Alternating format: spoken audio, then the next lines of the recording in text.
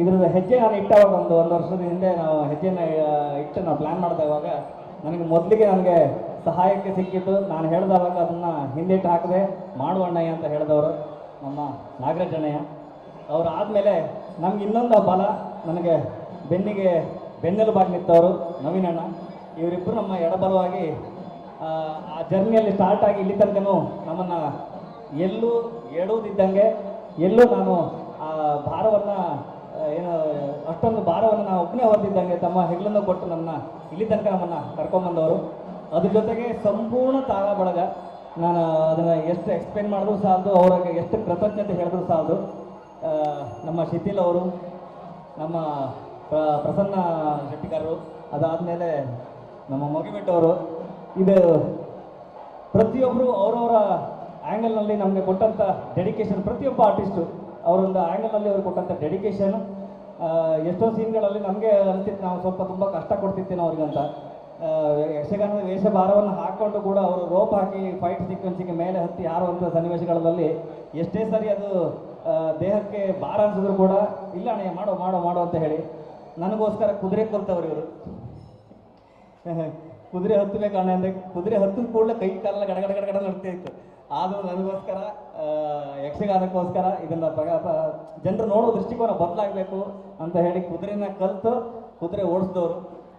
ಅದಾದಮೇಲೆ ಅದ್ಭುತವಾದ ಸಾಹಿತ್ಯದ ಮೂಲಕ ನೀವು ಇಲ್ಲಿ ತನಕ ಕಂಡಂಥ ಯಕ್ಷಗಾನದ ಏನು ಶೇಡು, ಈ ಸಿನಿಮಾದಲ್ಲಿ ಯಕ್ಷಗಾನದ ಶೇಡು ತುಂಬ ವಿಭಿನ್ನವಾಗಿರುತ್ತೆ. ಸಾಹಿತ್ಯದ ಮೂಲಕ ನಿಮಗೆ ರಸದೌತಣವನ್ನು ಕೊಡಲಿಕ್ಕೆ ನಮ್ಮ ಪ್ರಸಾದಣ್ಣ ರೆಡಿ ಇದ್ದಾರೆ. ಸೊ ಎಲ್ಲರ ಒಂದು ಏನು ಭಾಗವತರು ನಮ್ಮ ಸತೀಶ್ ಅಣ್ಣ ಇದ್ದಾರೆ, ಸತೀಶ್ ಶೆಟ್ಟಿ ಪಟ್ಲ ಅವರಿದ್ದಾರೆ, ರಾಘವೇಂದ್ರ ಅಣ್ಣ ಇದ್ದಾರೆ, ಅದಾದಮೇಲೆ ಮೊಗಬಿಟ್ಟವರು ಹಾಡಿದ್ದಾರೆ, ಗಣೇಶ್ ಬಿಲ್ಲಾಡಿ ಅವರಿದ್ದಾರೆ, ಹಿಮ್ಮೇಳದವರು ಅಷ್ಟೇ ಎಲ್ಲ ನಮ್ಮ ಚಂಡೆವಾದಕರು ಶಿವಾನಂದ ಕೋಟದಿಂದ ಹಿಡಿದು ಸುಮಾರು ಜನ ಇದ್ದಾರೆ. ಚಿನ್ಮಯ್ ಅವರು ಭಾಗವತರಲ್ಲಿ ಭಾಗವತರಲ್ಲಿ ಚಿನ್ಮಯ್ ಅವರಿದ್ದಾರೆ. ಆಮೇಲೆ ಅದರಲ್ಲಿ ತೆಂಕಿನ ಚಂಡೆ ಅವರು, ಚೈತನ್ಯ. ಸೊ ಎಲ್ಲರೂ ಅಂದರೆ ಇಲ್ಲಿ ತೆಂಕು ಬಡಗೊಂದು ನಾವು ಯಾವ ಇದನ್ನು ನೋಡಿಲ್ಲ. ಒಂದು ಯಕ್ಷಗಾನ ಕಲೆ ಇದನ್ನು ನಮ್ಮ ಕರಾವಳಿ ಭಾಗದಿಂದ ಒಂದು ರೆಪ್ರೆಸೆಂಟ್ ಆಗಬೇಕು, ಇದು ಕರ್ನಾಟಕದಿಂದ ಇದು ಪ್ರಪಂಚಕ್ಕೆ ರೆಪ್ರೆಸೆಂಟ್ ಆಗಬೇಕು ಅನ್ನೋ ಉದ್ದೇಶದಿಂದ ಕೆಲವೊಂದು ಸನ್ನಿವೇಶಗಳಲ್ಲಿ ಹತ್ರ 400ರಿಂದ 500 ವೇಷಗಳನ್ನು ಬಳಸುವಂಥ ಸನ್ನಿವೇಶಗಳಿತ್ತು. ಅದನ್ನು ನಿಭಾಯಿಸಿದ್ದು ಇವರಿಬ್ಬರು ಗಟ್ಟಿತನ. ನಾವು ಕಲ್ಪನೆ ಮಾಡ್ಕೊಳ್ಳೋದು ಈಸಿ, ಅಷ್ಟು ಜನರ ವೇಷಗಳನ್ನು ಅಡ್ಜಸ್ಟ್ ಮಾಡೋದು, ಅಷ್ಟು ಜನ ವೇಷಗಾರರ ಅಷ್ಟು ಅಡ್ಜಸ್ಟ್ ಮಾಡುವಂಥದ್ದು. ಅದ್ರ ಜೊತೆಗೆ ಬಣ್ಣ ಬಡಿಯೋರು ಬೇಕು, ವೇಷ ಕಟ್ಟುವವರು ಬೇಕು. ಇದೆಲ್ಲ ನಾನು ತುಂಬ ಟಾಸ್ಕಲ್ಲಿತ್ತು. ಅದಾದಮೇಲೆ ಪ್ರಭು ಬಡಿಗೇರ್, ನಮ್ಮ ಆರ್ಟ್ ಡಿಪಾರ್ಟ್ಮೆಂಟ್, ನಿಮ್ಮನ್ನು ಕಣ್ಣಿಗೆ ಹಬ್ಬ ಕೊಟ್ಟಂಥ ಒಬ್ಬ ಅತ್ಯುತ್ತಮ ಆರ್ಟ್ ಡೈರೆಕ್ಟರ್ ಪ್ರಭು ಬಡಿಗೇರ್. ಒಂದ್ಸಲ ವೇದಿಕೆ ಮೇಲೆ ಬಂದು ನಮಸ್ಕಾರ ಹಾಕಿ ಹೋಗಿ ಜನರಿಗೆ. ನೋಡಿ ಎಲ್ಲಿಂದ ಸಂಬಂಧ ಯಕ್ಷಗಾನದ ಈ ಮಟ್ಟದ ನೀವೇನು ವಿಜುವಲ್ ನೋಡ್ತಾ ಇದ್ದೀರಾ, ಅದರ ಹಿಂದ್ಗಡೆಯ ಆರ್ಟ್ ವರ್ಕನ್ನು ನನ್ನ ಕಲ್ಪನೆಗೆ ಅನುಸಾರವಾಗಿ ಮಾಡಿಕೊಟ್ಟಂಥ ಅದ್ಭುತ ಒಬ್ಬ ಆರ್ಟ್ ಡೈರೆಕ್ಟ್ರು. ಎಲ್ಲರ ತುಂಬ ಥ್ಯಾಂಕ್ಸ್. ಸೊ ಪ್ರತಿಯೊಬ್ಬರ ಡೆಡಿಕೇಶನ್ನು. ಆಮೇಲೆ ನಮ್ಮ ಕ್ಯಾಮರಾಮ್ಯಾನು, ನಿಮಗೆ ಕಣ್ಣಿಗೆ ಇಡೀ ಸಿನಿಮಾದಲ್ಲಿ ನಾವು ಬೆಳಕನ್ನು ಬಳಸಲಿಲ್ಲ, ಆಧುನಿಕ ಬೆಳಕನ್ನು ಬಳಸಲಿಲ್ಲ. ಯಕ್ಷಗಾನದ ವರ್ಕಲ್ಲಿ ಏನಿದೆ ದೊಂದಿ, ಅದಾದಮೇಲೆ ಪಂಜು, ಇದಿಷ್ಟರಲ್ಲೇ ಇಡೀ ಯಕ್ಷಗಾನವನ್ನು ಮುಗಿಸಿದ್ದೀವಿ. ಇಡೀ ಯಕ್ಷಗಾನ ರಾತ್ರಿ ನಡೆಯೋ ಥರದಲ್ಲಿ ನಿಮಗೆ ಸೀನ್ ಕಟ್ಕೊಟ್ಟಿದ್ದೀವಿ. ಸೊ ಅದೆಲ್ಲವೂ ನಿಮಗೆ ಕಣ್ಣಿಗೆ ಹಬ್ಬದ ಥರ ಇರುತ್ತೆ. ನಿಮಗೆ ಒಂದು ಬೇರೆ ಥರದ ಒಂದು ವಿಜುವಲೇಷನ್ನ ನೀವು ಖಂಡಿತ ಸಿನಿಮಾದಲ್ಲಿ ಎಕ್ಸ್ಪೆಕ್ಟ್ ಮಾಡ್ಬೋದು.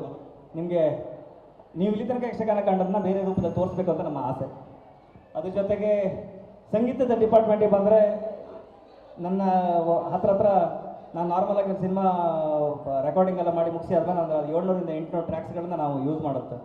ಬಟ್ ಇಲ್ಲಿ ನಾನು ಚಂಡಿಯವರಿಗೂ ಅವ್ರು ಮೊದಲೇ ನಮ್ಮ ಹಿಮ್ಮೇಳದವರಿಗೆ ಎಷ್ಟು ಥ್ಯಾಂಕ್ಸ್ ಹೇಳಿದ್ರು ಸಾಧ್ಯ. ಹತ್ರ 1600ರಿಂದ 1700 ಟ್ರ್ಯಾಕ್ಸ್ ಬರೀ ಚಂಡೆ ಮತ್ತು ಮೊದಲೇ ಬಂದಿದೆ. ಅಷ್ಟು ಟ್ರ್ಯಾಕ್ಗಳ ಸೌಂಡು ನಿಮಗೆ ಥಿಯೇಟ್ರಲ್ಲಿ ಕೇಳಿಸುತ್ತೆ. ಅದು ನಿಮಗೆ ಮೈ ಜುಮ್ ಅನಿಸುತ್ತೆ. ಅದಾದಮೇಲೆ ಇದನ್ನು ನಾವು USA ಕಳಿಸಿ ಅದನ್ನು ಪ್ರೋಸೆಸ್ ಮಾಡಿ ಬಂದವಾಗ ನನಗನ್ಸಿದ್ದು ನಾವು ದೇಶ ತಿರುಸುತ್ತುವಂಥ ಅಗತ್ಯ ಇಲ್ಲ, ಅದೆಲ್ಲ ಇಡೀ ದೇಶವನ್ನು ನುಂಗುವಂಥ ತಾಕತ್ತು ನಮ್ಮ ಯಕ್ಷಗಾನಕ್ಕಿದೆ ಅಂತ ನನಗೆ. ಅಷ್ಟು ನಮ್ಮ ಹಿಮ್ಮೇಳದ ಶಬ್ದ ನಿಮಗೆ ಥಿಯೇಟ್ರಲ್ಲಿ ಅಲ್ಲಾಡಿ ಥಿಯೇಟ್ರ್ ಒಳಗಡೆ ಎಲ್ಲರೂ ಇಲಿಗಿಲಿ ಇದ್ದಿದ್ರೆ ಹೊರಗಡೆ ಬಂದು ನೋಡ್ಕೊಂಡು ಹೋಗುತ್ತೆ. ಆ ಮಟ್ಟದ ಸದ್ಯ ಮಾಡುವಂಥ ತಾಕತ್ತು ನಮ್ಮ ಯಕ್ಷಗಾನದ ಹಿಮ್ಮೇಳಕ್ಕಿದೆ. ಸೊ ಹೇಳ್ತಾ ಹೋದ್ರೆ ತುಂಬ ಇದೆ. ಇದು ಉದ್ದೇಶ ನಮ್ಮ ಯಕ್ಷಗಾನವನ್ನು ಪ್ರಪಂಚಕ್ಕೆ ತೋರಿಸ್ಬೇಕು, ಯಕ್ಷಗಾನ ವಿಶ್ವಗಾನ ಆಗಬೇಕು ಅನ್ನುವಂಥ ನಮ್ಮ ಆಸೆ. ನೀವೆಲ್ಲರೂ ನಮ್ಮ ಜೊತೆಗಿದ್ದೀರಿ ಅನ್ನುವಂಥ ನಂಬಿಕೆ ಅದಾದಮೇಲೆ ಯಕ್ಷಗಾನವನ್ನು ವಿಶ್ವಗಾನ ಮಾಡುವಂಥ ಹೆಜ್ಜೆಗೆ ನೀವೆಲ್ಲರೂ ನಮ್ಮ ಜೊತೆಗೆ ಹೆಜ್ಜೆ ಇಡಿ ಅಂತ ಹೇಳ್ತೀನಿ. ಅದ್ರ ಜೊತೆಗೆ ಇನ್ನೆಂತ ಮಾತು ನಿಮ್ಮ ಕಡೆ ಒಂದಿಷ್ಟು ವಿಷಯಗಳನ್ನು ನಾಗರಾಜನೇ. ಇದು ಯಕ್ಷಗಾನೀಯವಾದಂಥ ಒಂದು ಸಿನಿಮಾ. ಯಕ್ಷಗಾನಕ್ಕೆ ಎಷ್ಟು ಬೆಂಬಲ ಇದೆ ಅಂತ ಹೇಳಿದರೆ ಕೇವಲ 4ರಿಂದ 5 ಜಿಲ್ಲೆ ಮಾತ್ರ ಸೀಮಿತವಾದಂಥ ಒಂದು ಕಲೆ. ಆ ಕಲೆ ಎಲ್ಲಿಗೂ ಪ್ರಚಾರ ಆದದ್ದಿಲ್ಲ ಇಲ್ಲಿವರೆಗೆ.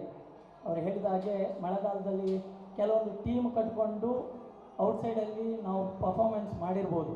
ಬಟ್ ಏನಂತ ಹೇಳಿದರೆ ಅದು ಲಿಮಿಟೆಡ್ ಪೀಪಲ್ಗೆ ಮಾತ್ರ, ಕೆಲವರಿಗೆ ಮಾತ್ರ ಸೀಮಿತವಾಗಿರ್ತದೆ. ಎಲ್ಲರಿಗೂ ಅದು ಪ್ರಚಾರ ಆಗಲಿಲ್ಲ. ಪ್ರಚಾರ ಆಗಬೇಕು ಅಂತಾದರೆ ಇಂಥ ಸಿನಿಮಾಗಳು ಬರಬೇಕು.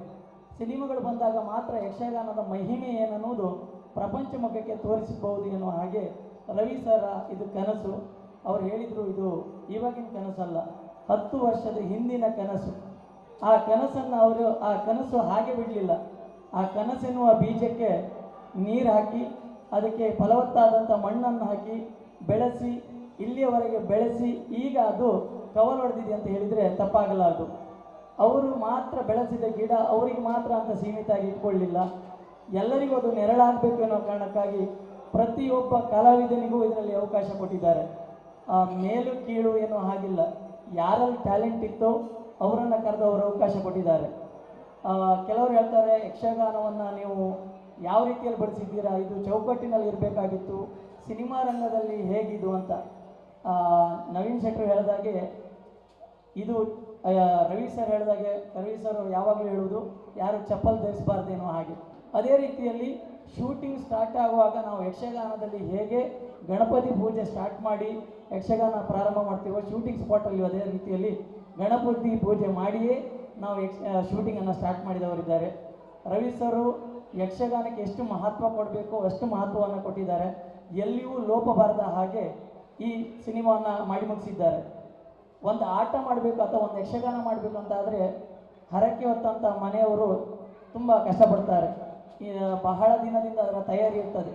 ಹಾಗಂತ ಇಷ್ಟು ದಿನದ ಶೂಟಿಂಗು, ಅದರಲ್ಲಿ 500ಕ್ಕಿಂತ 1000ಕ್ಕಿಂತ ಹೆಚ್ಚು ಕಲಾವಿದರನ್ನು ಸಂಭಾಳಿಸಬೇಕಾದ್ರೆ ಎಷ್ಟು ಕಷ್ಟ ಉಂಟು ಎನ್ನುವ ಹಾಗೆ ರವಿ ಸರ್ನ ನೋಡಿ ನಾವು ತಿಳ್ಕೊಳ್ಬೇಕು. ಇವರು ಆ್ಯಕ್ಚುಲಿ ದೊಡ್ಡ ಸಂಗೀತ ನಿರ್ದೇಶಕರು. ಇವಾಗಲೇ ಗೊತ್ತಿರುವ ಹಾಗೆ KGF ಸಲಾರ್ ಮೂವಿಯ BGM ಕಿಂಗ್ ಅಂತಲೇ ಅವರನ್ನು ಕರೆಸಿಕೊಂಡಿದ್ದಾರೆ. ಆದರೆ ನಾವು ಎಣಿಸ್ಕೊಂಡ ಹಾಗೆ ರವಿ ಸರ್ ದೊಡ್ಡ ಮ್ಯೂಸಿಕ್ ಡೈರೆಕ್ಟರ್, ಅವ್ರ ಜೊತೆ ಹೇಗಿರುವುದು ಅಂತ. ಬಟ್ ಅವರು ಡೌನ್ ಟು ಅರ್ತ್, ತುಂಬ ಸರಳ ಸಾಧು ವ್ಯಕ್ತಿಯಾಗಿ ನಮ್ಮ ಜೊತೆ ಅಂತಲ್ಲ ಅವರ ಟೀಮಿನ ಜೊತೆಯಲ್ಲಿ ಬಹಳ ಸರಳತೆಯಿಂದ ವ್ಯವಹರಿಸಿದವರಿದ್ದಾರೆ. ಒಂದು ಊಟ ಮಾಡಬೇಕು ಅಂತ ಆದರೆ ಕೆಳಗಡೆ ಕೂತ್ಕೊಂಡೇ ಅವರು ಊಟ ಮಾಡಿದ್ರು. ನಮ್ಗೆ ಆಶ್ಚರ್ಯ, ಇಂಥ ದೊಡ್ಡ ಮ್ಯೂಸಿಕ್ ಡೈರೆಕ್ಟ್ರು ಕೆಳಗೆ ಕೂತ್ಕೊಂಡು ಊಟ ಮಾಡ್ತಾರಲ್ಲ ಅಂತ. ಇಲ್ಲ, ಅವ್ರು ಹೇಳ್ತಾರೆ ಮನುಷ್ಯನಿಗೆ ಯಾವುದೇ ಕಾರಣಕ್ಕೂ ಕೊಂಬು ಬರಬಾರ್ದು, ಕೊಂಬು ಬಂತಂತ ಆದರೆ ಅವನ ಜೀವನದಲ್ಲಿ ಅಧಪತನಕ್ಕೆ ಅವನು ಹೋಗ್ತಾನೆ. ಯಾವ ಸಂದರ್ಭದಲ್ಲಿ ಅವ ಡೌನ್ ಟು ಅರ್ತ್ ಆಗಿರ್ತಾನೆ ಅವ ಬೆಳೆಯುವುದಕ್ಕೆ ಸಾಧ್ಯ. ಅದನ್ನು ಅವರು ತೋರಿಸಿಕೊಟ್ಟವರು ರವಿ ಸರ್ ಇದ್ದಾರೆ. ಇನ್ನು ಸಿನಿಮಾದಲ್ಲಿ ನನಗೆ ಅವಕಾಶ ಕೊಟ್ಟಿದ್ದು ನಾನು ಅವರಿಗೆ ಅಭಾರಿಯಾಗಿದ್ದೇನೆ. ಸರ್ ಹೇಳಿದಾಗೆ ಬಹಳಷ್ಟು ಜನ ಆಡಿಷನ್ಗೆ ಬಂದಿದ್ದಾರೆ ಚಂದ್ರಹಾಸ ರೋಲ್ ಮಾಡಲಿಕ್ಕೆ. ಆದರೆ ಪೂರ್ವಜನ್ಮದ ಸುಕೃತ ಫಲವು ಎನ್ನುವ ಹಾಗೆ ನನ್ನ ಪಾಲಿಗೆ ಅದು ಸಿಕ್ಕಿದೆ. ಈ ಸಂದರ್ಭದಲ್ಲಿ ನನ್ನ ತಂದೆ ನಾನು ನೆನೆಸ್ಕೊಳ್ಬೇಕು. ಇದೇ ಯಕ್ಷಗಾನ ರಂಗದಲ್ಲಿ 49 ವರ್ಷ ಸೇವೆ ಸಲ್ಲಿಸಿದರು. ಅವರು ಮಾಡಿದ ಪುಣ್ಯದಿಂದ ಅವ್ರ ಮಗನಾಗಿ ನನ್ನ ಪಾಲಿಗೆ ಒಂದು ಅವಕಾಶ ಸಿಕ್ಕಿತು.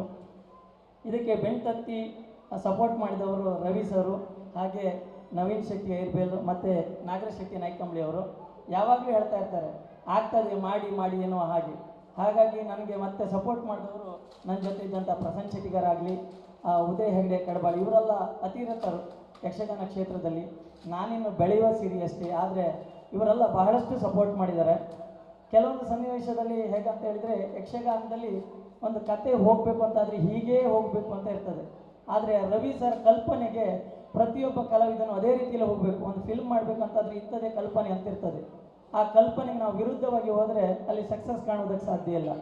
ಅವ್ರು ಹೇಳಿದಾಗೆ ನಾವು ಹೋಗಬೇಕು. ಕೆಲವೊಂದು ಸಂದರ್ಭದಲ್ಲಿ ಪಾಪ ಅವರು ನಿದ್ದೆ ಬಿಟ್ಕೊಂಡು ನಮ್ಮ ಜೊತೆಯಲ್ಲಿ ಹೀಗೆ ಮಾಡುವ ಹಾಗೆ ಮಾಡುವ ಎನ್ನುವ ಹಾಗೆ ಆನ್ ಸ್ಪಾಟಲ್ಲಿ ಅವರು ಆ ಸನ್ನಿವೇಶವನ್ನು ಕ್ರಿಯೇಟ್ ಮಾಡ್ತಾಯಿದ್ರು.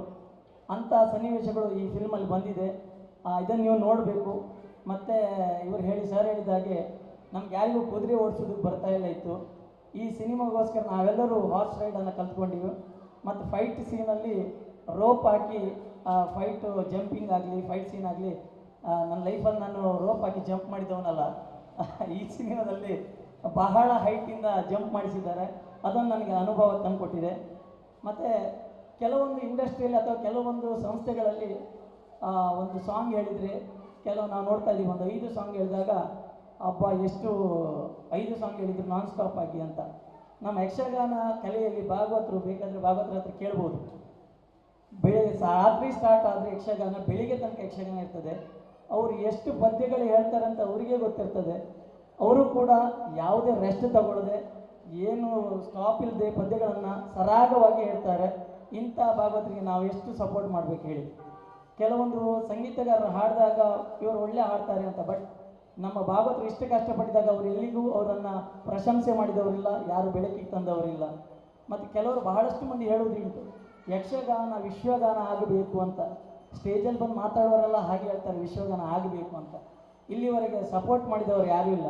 ಆದರೆ ರವಿ ಸರು ಯಕ್ಷಗಾನವನ್ನು ಇಡೀ ಪ್ರಪಂಚಕ್ಕೆ ತಿರುಗಿ ನೋಡಬೇಕು ಎನ್ನುವ ಹಾಗೆ ಇದನ್ನು ವಿಶ್ವಗಾನ ಆಗಲೇಬೇಕೆನ್ನುವ ಹಾಗೆ ಹಠ ತೊಟ್ಟು ರವಿ ಸರ್ ಮತ್ತು ಅವರ ಟೀಮಿನವರು ಸಂಪೂರ್ಣ ಅವರ ಟೀಮಿನಲ್ಲಿ ಯಾರೆಲ್ಲ ಇದ್ದರು ಅವರೆಲ್ಲರ ಪರಿಶ್ರಮ ಇದರಲ್ಲಿದೆ. ಅವ್ರು ಹೇಳಿದಾಗೆ ರವಿ ಸರ್ ಒಂದು ಟ್ರೀಸರ್ ರಿಲೀಸಲ್ಲಿ ಹೇಳಿದರು, ಟೆಕ್ನಿಷಿಯನು ಅವರೇ, ಮ್ಯೂಸಿಕಲ್ಲೂ ಅವರೇ, ಕೆಲಸ ಮಾಡುವುದು ಅವರ ಟೀಮ್ ಅವರು, ಎಲ್ಲದಕ್ಕೂ ಅವರು ಹಿಡಿದ್ದಾರೆ ಎನ್ನುವ ಹಾಗೆ. ಅದನ್ನು ನಾವು ಕಣ್ಣಾರೆ ನೋಡಿದವರಿದ್ದೇವೆ. ಪ್ರತಿಯೊಬ್ಬರ ಸಪೋರ್ಟು ಇಲ್ಲಿದೆ, ಪ್ರತಿಯೊಬ್ಬರ ಪರಿಶ್ರಮ ಇಲ್ಲಿದೆ. ಇದು ರವಿ ಸರ್ ಸಿನಿಮಾ ಅಥವಾ ನಮ್ಮ ಸಿನಿಮಾ ಅಂತ ಯಾರೂ ನೋಡಬೇಡಿ. ನಿಮ್ಮಲ್ಲಿ ಈ ಸಂದರ್ಭದಲ್ಲಿ ಕೇಳ್ಕೊಳ್ಳೋದು, ಇದು ನಿಮ್ಮ ಸಿನಿಮಾ, ನಿಮ್ಮ ಮನೆಯ ಹುಡುಗ ರವಿ ಸರ್ ಇವ್ರು ಮಾಡಿದಂಥ ಸಿನಿಮಾ. ನೀವೆಲ್ಲರೂ ನೋಡಿ, ನಿಮ್ಮ ಅಕ್ಕಪಕ್ಕದಲ್ಲಿ ಹೇಳಿ, ಅವರೆಲ್ಲರೂ ಬಂದು ಥಿಯೇಟ್ರಲ್ಲಿ ಬಂದು ಈ ಸಿನಿಮಾವನ್ನು ನೋಡಿ ಈ ಸಿನಿಮಾವನ್ನು ಬೆಳೆಸಬೇಕೆನ್ನುವ ಕೇಳಿಕೊಡ್ತೇನೆ. ಯಕ್ಷಗಾನ ವಿಶ್ವಗಾನ. Thank you.